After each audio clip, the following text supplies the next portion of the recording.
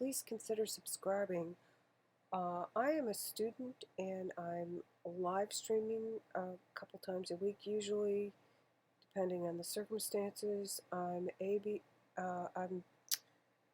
working on a PhD in health psychology and kind of vlog a little about that. But right now I want to talk about the California bar. I'm putting that in the title. And torts is what I'm going to focus on, but I want to talk about the California bar exam briefly. And there's one scheduled coming up in 20 days. And there's another one that's for the BabyBar scheduled October 25th. And you can sign up for it if you haven't already. And it's in, you can sign up for it up until August. And then if you're late signing up for it, you could pay an extra $25, which puts it up at around $800. And if you haven't already signed up for the California bar, I don't believe you can take it. This year it's going to be in person, and it's going to be 2 days. So let's talk about the BabyBar or the subject that's on both exams, torts. Now, torts is a very important subject for the California bar and other bars as well.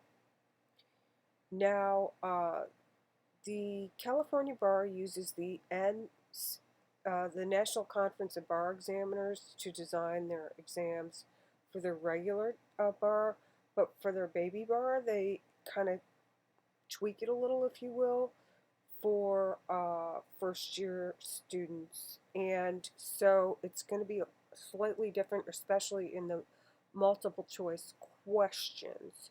However, they cover torts in both of them. Now, when you take the regular bar, you're going to be responsible for torts, and half of the MBE questions on the torts are to do with negligence.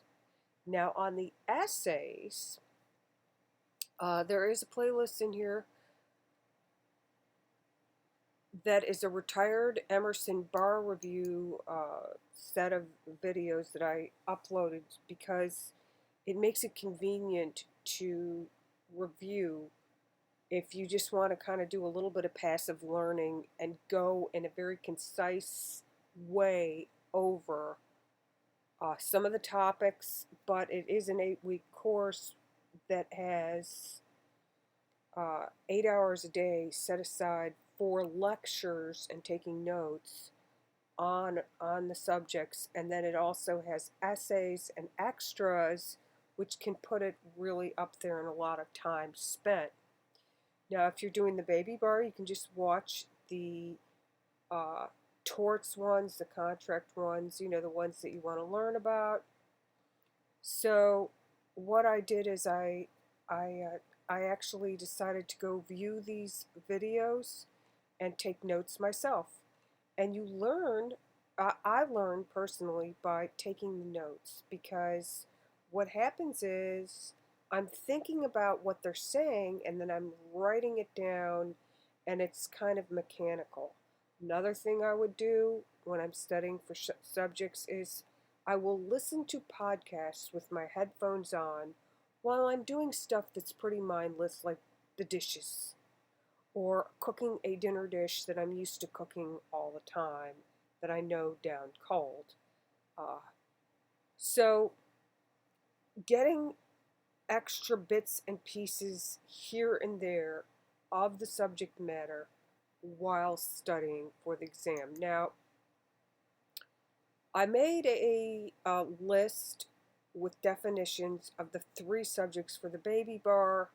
Periodically, I look over it and just try to refresh my memory so I'm staying fresh with the torts and the subjects, right? And one of the things that I noticed is that each time I go over it and I kind of get triggered, and then I say, oh yeah, that's right, that sounds familiar. So one of the things is, if you're in law school and you're just getting, or whether you're, whatever your situation, everybody's situation is unique.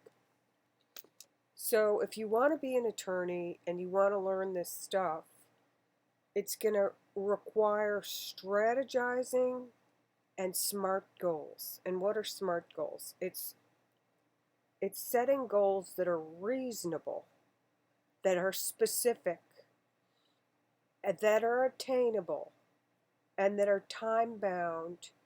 And so actually I could probably look up SMART goals, but one of the things you have to do is try to be kind to yourself, because this is a lot to digest. Torts is a very large subject, comparatively speaking, and it really would behoove anybody that's planning on taking the bar to sign up for some bar review courses. Now I'll tell you, I've taken a couple, so I can give you my personal input on what I personally experienced, and what I felt worked well for me, and what I felt did, that I really appreciated. Okay, so there's actually 3 things I can tell you. Now, if you've already decided, like, you're taking this year's bar, you don't have any money now, I'm just going to give you some information that you can use later on. Okay, so I used, wait a minute. So when I was in my first year of school, and I went to a school, I bought a course from this outfit. And this was a while back, but it's based out of California. And it has different formats.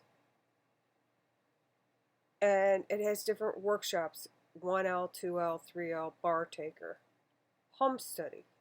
I did the home study because I'm not in California.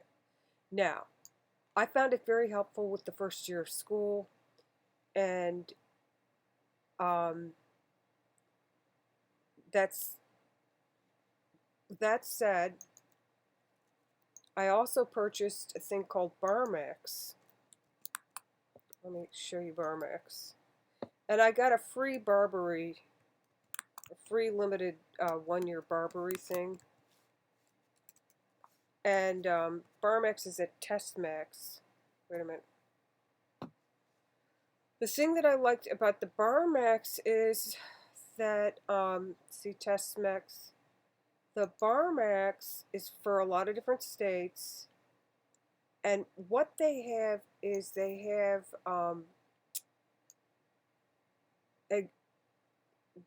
a lifetime support. And that's one of the really important things, because a lot of times people, for life happens, right? And the other thing is that they have, so you pick your state. So for California, if you're doing the distance learning, you're going to need probably California's. I think there's a state, Minnesota, that has quasi, but you'd have to fly out too. But anyway, so to make it short and sweet, I think BarMax is wonderful because they give you lifetime support, and they can give you a la carte. So can Flemings, because I asked Flemings. They'll give a la carte. The thing I like about BarMax is if you're in a crunch and you're about to take the bar, they're very concise. And they have an app that you can carry on your phone. Now, you need an iPhone, iPad, or, you need an iOS device. Now, sometimes they'll send you a device, I think. Let's see. I don't know. But anyway, a lot of people don't have, I don't know. But anyway, so I have an iPhone, so it worked for me. The other one, the Barbary, it's very, very detailed. It's very tedious. But if you've got a lot of time, that's great because it gives you a lot of detail. I actually bought some of their books used on Amazon and some other supplements. So let's talk about torts without further ado. If you have any questions for me, feel free to ask. But again, I think it would really be a good investment if you haven't already invested in some type of bar review, because they'll let you send like essays to them and they'll review your essays as part of the package. Usually you can ask because there's different packages. But anyway, so the Emerson bar review, of course, is free, but that doesn't give you feedback. And that's why I like to have the app. And the BarMax is an app for multiple choice. You can clear it. They'll answer your questions.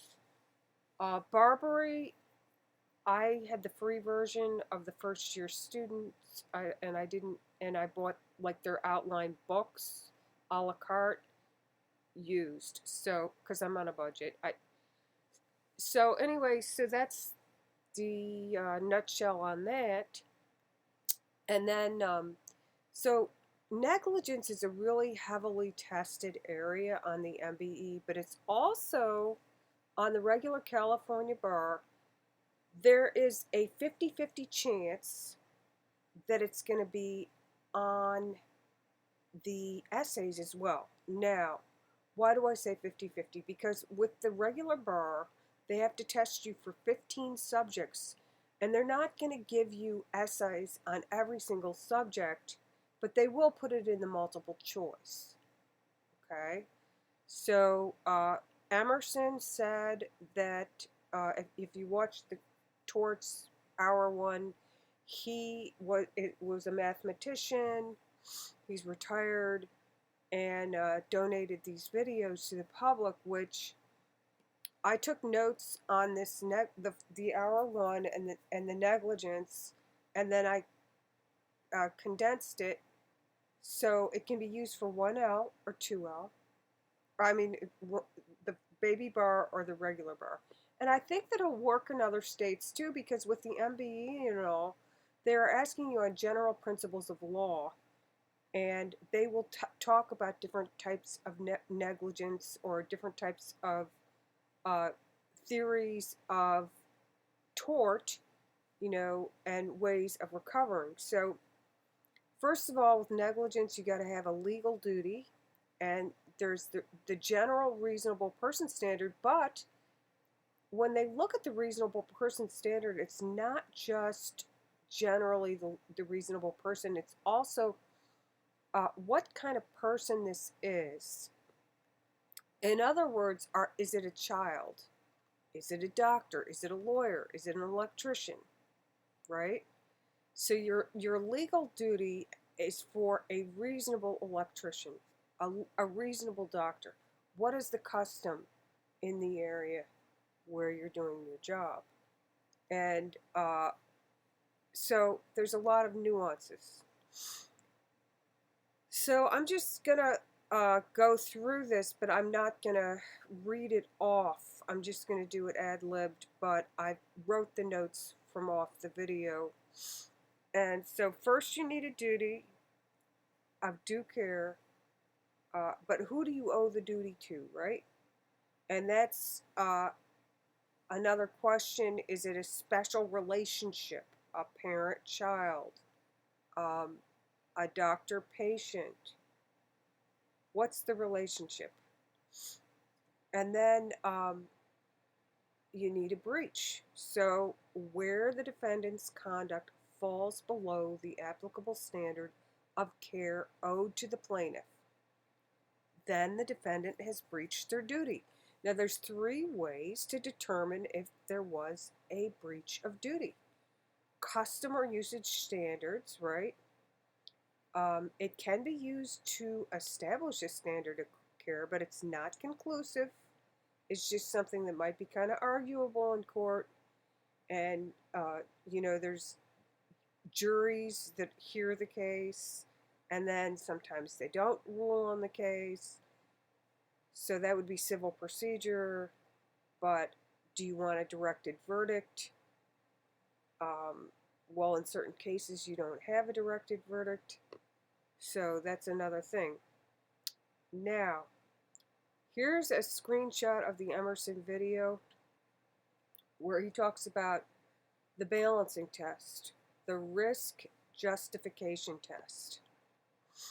Now, this was on day 1, hour 2. So they're broken up into different segments, and risk versus justification measure against reasonableness. Now, what is reasonable conduct under the circumstances? You state the rule. The risk is written in 2 parts. First, the likelihood injury will occur, or probability the event will occur, times or multiplied by the gravity of harm that should occur. Now, there's the famous hand formula, and sometimes that's what it's called. Now, you might recall this test or not. It was in 1L Torts, United States versus Carroll Towing. Now, what was that case about? It was 1947, and it was actually an admiralty case. It wasn't even a regular tort case, but it was about a barge type towing company. You know how you put cars or things on, it tows boats. So you have the barge owner, which is the plaintiff that made the complaint, and then you have the United States. And so that's where the learned hand test sort of rose out of. And that is the origin of it, and it has stuck ever since. And now here's another way you can violate the duty of due care. Statutory, if you violate a statute or a law that the law was designed for, then it is negligence per se. Or the defendant, excuse me. So re ipsa loquitur. Now this is applied to a jury situation with proximate cause. So on top of the conduct of the plaintiff, or the defendant, we evaluate the circumstances. So when this application came out of a case, Palsgraf, where on appeal the railroad company appealed, and in the appeal they raised this re ipsa loquitur. Now, at the beginning of this, I showed you the Cardozo versus Andrews. Cardozo is the majority, and Andrews is the minority. Now, with the re ipsa loquitur, it's like the thing speaks for itself, but the applied standard is if you can infer negligence or liability, and it's established in the it's presented and it's established, it's meeting all the elements, the but-for cause of negligence of someone, and it's attributable to the defendant. Now, if there's multiple defendants, re ipsa is not going to be used in a prima facie case. So the plaintiff was not negligent. The plaintiff must establish injury not attributable to them. And the effective re ipsa is no directed verdict for the defendant where a prima facie case is established by re ipsa. The effect of the defendant's evidence of due care, the jury may decide either way without a directed verdict. Now, that was all taken from hour 2. In hour 3, uh, he discussed causation, actual and proximate cause. Now, actual damages. Okay, so basically, when you're looking at the 4 elements of a negligence case, do you have a case? You need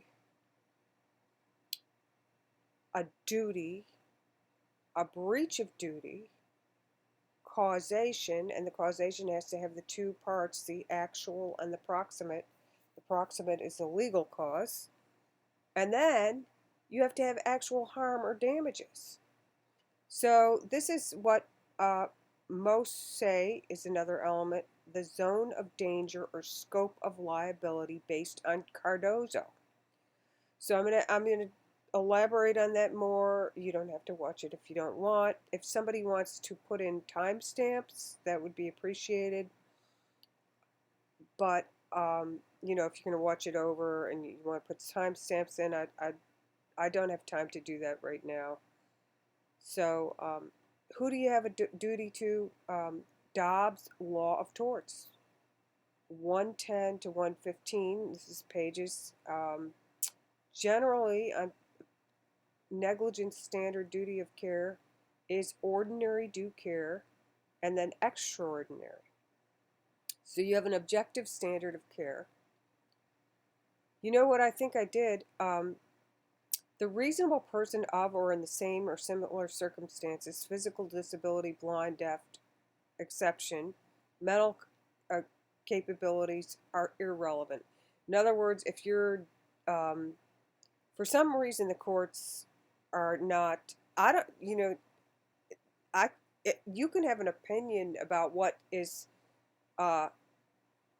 applicable and what's just and what's right, but what the courts do and the rule of thumb they use might not be what you think. In other words, personally, for 2, I think that if somebody's got a mental, you know, handicap or something, that they should be held to this different standard. But the courts in the United States say that's irrelevant. So, and then you have intoxication. Another thing that I disagree with is children. This is a subjective test, supposedly, but children 4 to 18 are considered culpable. And if a 4-year-old is driving a car, they're going to be held to the standard of an adult. And so below 4, they're not capable of negligence, but above 4, they are. Well, I'm looking at that and I'm thinking to myself, you know, it depends on the jurisdiction, but this is it's not a hard and fast rule, but really it's developmentally inappropriate, but that's the way the courts are, and, you know, that's what we have. So, strict liability. Look at restatement and remember that animals, dangerous animals, that would be not normal pets to have, like, what was that guy that had lions and tigers? I mean, come on. And so abnormally dangerous activities, there's a rule, ultra hazardous. Now, there's a landmark case. It's a cornerstone of strict liability in the UK and USA, and it's based on British law. It's a landowner case called RylandsVFletcher. It was in the House of Lords.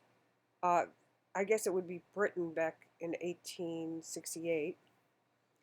And the Fletcher was the defendant. He was a mill owner, and he created a artificial body of water, a reservoir, dug up the ground, got the water, rerouted the water in, And he constructed the water in such a way to operate his mill, because back then they had, they'd grind up the grains and make flour, and they do it for, uh, the village or whatever. And so he's a business owner and has a mill, and he's doing these ordinary operations. And adjacent land to him is a land owned by Fletcher, Ryland, which is coal mining.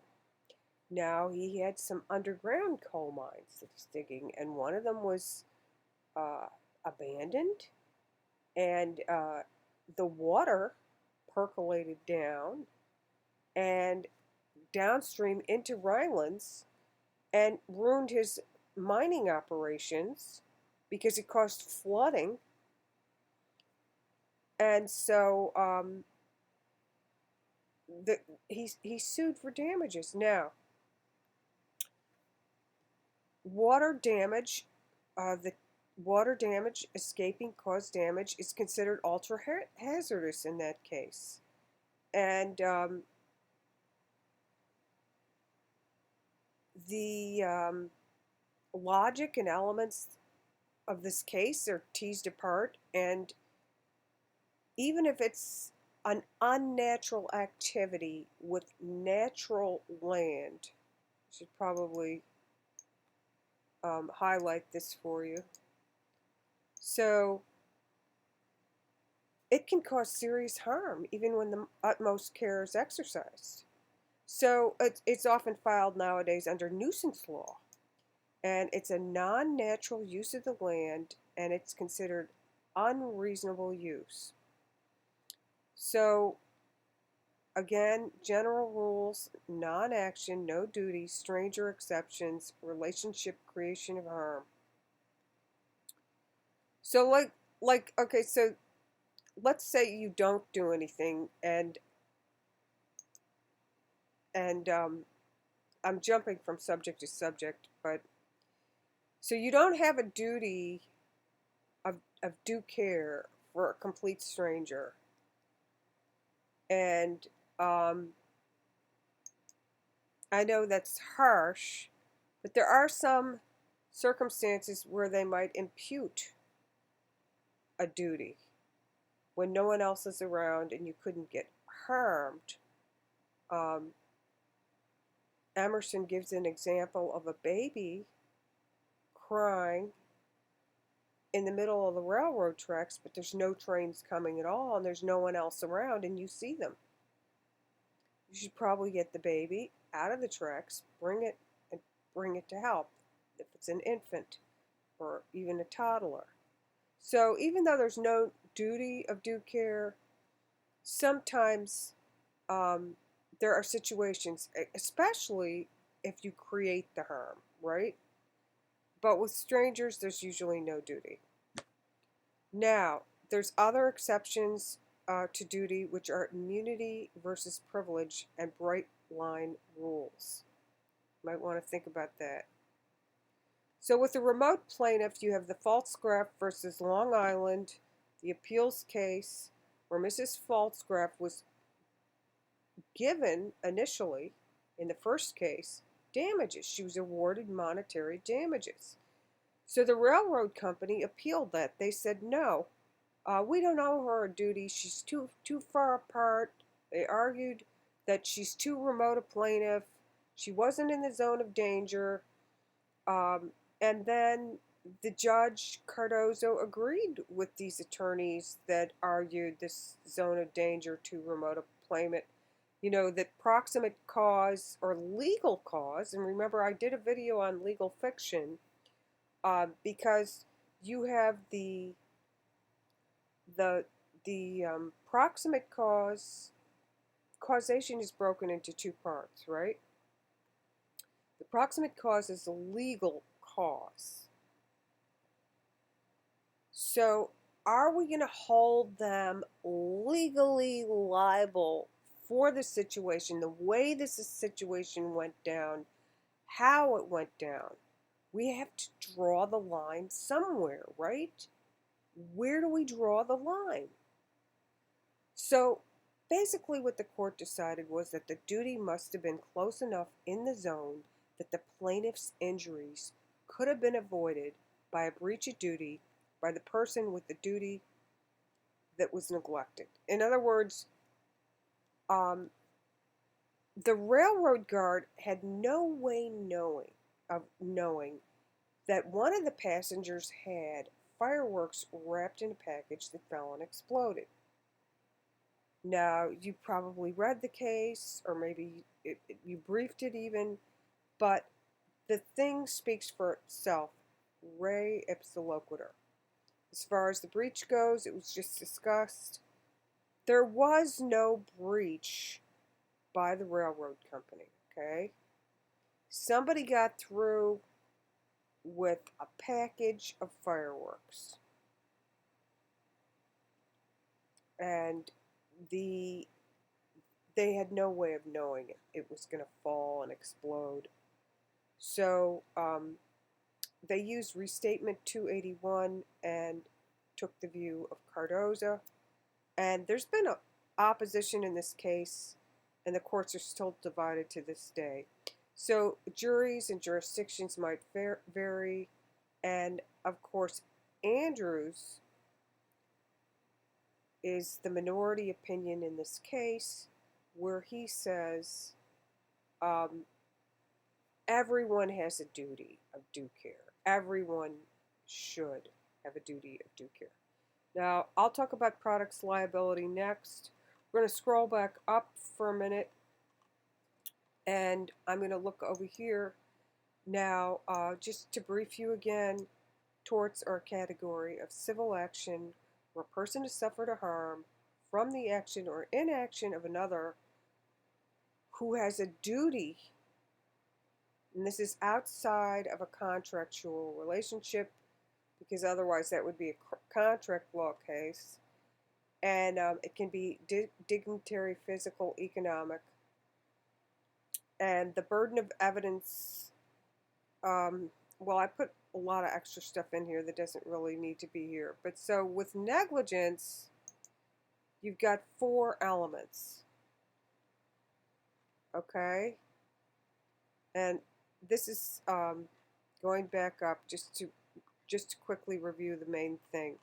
Now, there's different ways this is measured, and if you want to see the 3 hours of video this is squeezed out of, be my guest.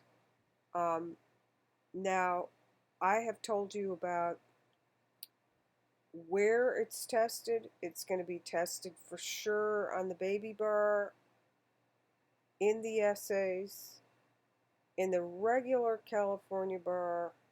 There's a 50-50 chance that negligence or some other tort will show up. And the probability, last time he did a spreadsheet, which was a while back, they might change it, but some of the areas that they test on and are products liability, defamation, and intentional torts. Now this is a lot less than the negligence. It seems like it's the most heavily tested. So that's why it would behoove you to go over these ideas that are first taught in negligence. And that's why I made my outline have negligence at the top rather than intentional torts. But intentional torts is next. But actually, I put for this video, I put products liability next because I wanted to go over that. Now, I did another video on defamation, which I actually want to expand on. So you're going to have different tests, and how are you going to, when you look at the fact pattern, if you have an essay that has a negligence on it, you're going to look, okay, is it a sort of an ultra-hazardous activity with a situation like that, where, you know, maybe I can quote some of these cases and throw them in there. That might look impressive. Or, you know, the balancing of the Carroll towing. The Carroll towing was a balancing case with learned hand and the learned hand formula. That's a good one to put on your essay and throw in there, but only if it applies. Okay, only if the balancing test applies. But a lot of times with the torts essays are going to be full of facts that you're going to have to tease out which are the most important issues. You got to pull out those issues and you have to go through them quickly and apply stuff that's applicable. So this is one of the big things about for regular like 1L or 2L, whenever you take your torts, the thing about it is it's a very fact intensive.